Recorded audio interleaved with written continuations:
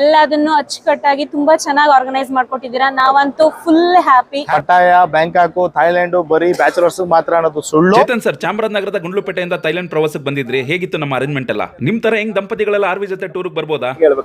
ತುಂಬಾ ಚೆನ್ನಾಗಿತ್ತು. ಫ್ಯಾಮಿಲಿ ಧೈರ್ಯವಾಗಿ ಆರ್ವಿ ಸರ್ ಜೊತೆ ಬರ್ಬೋದು. ಪಟಾಯ, ಬ್ಯಾಂಕಾಕ್, ಥೈಲ್ಯಾಂಡ್ ಬರೀ ಬ್ಯಾಚುಲರ್ಸ್ ಮಾತ್ರ ಅನ್ನೋದು ಸುಳ್ಳು.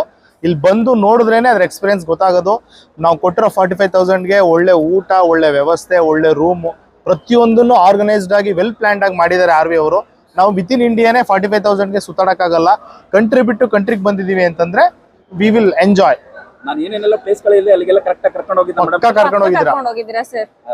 ಮತ್ತೆ ರೆಸ್ಪಾನ್ಸಿಬಿಲಿಟಿ ತಗೊಂಡು ನಮ್ಮ ಏಜ್ ಇಂದ ಹಿಡಿದು ತುಂಬಾ ಏಜ್ ಆಗಿರೋರ್ಗು ಎಲ್ಲಾ ಜನ ಬಂದಿದ್ರು. ಎಲ್ಲರ ಮೈಂಡ್ ಸೆಟ್ ನ ಅರ್ಥ ಮಾಡ್ಕೊಂಡು ಎಲ್ಲರಿಗೂ ಕಂಫರ್ಟಬಲ್ ಆಗಿರೋ ಸ್ಟೇ, ಫುಡ್ ಮತ್ತೆ ಟ್ರಾವೆಲ್ ಎಲ್ಲದನ್ನು ಅಚ್ಚುಕಟ್ಟಾಗಿ ತುಂಬಾ ಚೆನ್ನಾಗಿ ಆರ್ಗನೈಸ್ ಮಾಡ್ಕೊಟ್ಟಿದ್ದೀರಾ. ನಾವಂತೂ ಫುಲ್ ಹ್ಯಾಪಿ. ನಿಮ್ ಜೊತೆ ನಾವು ನೆಕ್ಸ್ಟ್ ಮಲೇಷಿಯಾ ಮತ್ತೆ ದುಬೈ ಪ್ಲಾನ್ಗೆ ಜಾಯ್ನ್ ಆಗೋದಕ್ಕೆ ಪ್ಲಾನ್ ಮಾಡ್ತಾ ಇದೀವಿ. ಡೆಫಿನೆಟ್ ಆಗಿ ಅಕ್ಟೋಬರ್, ನವೆಂಬರ್ ನಿಮ್ ಜೊತೆ ಜಾಯ್ನ್ ಆಗ್ತೀವಿ.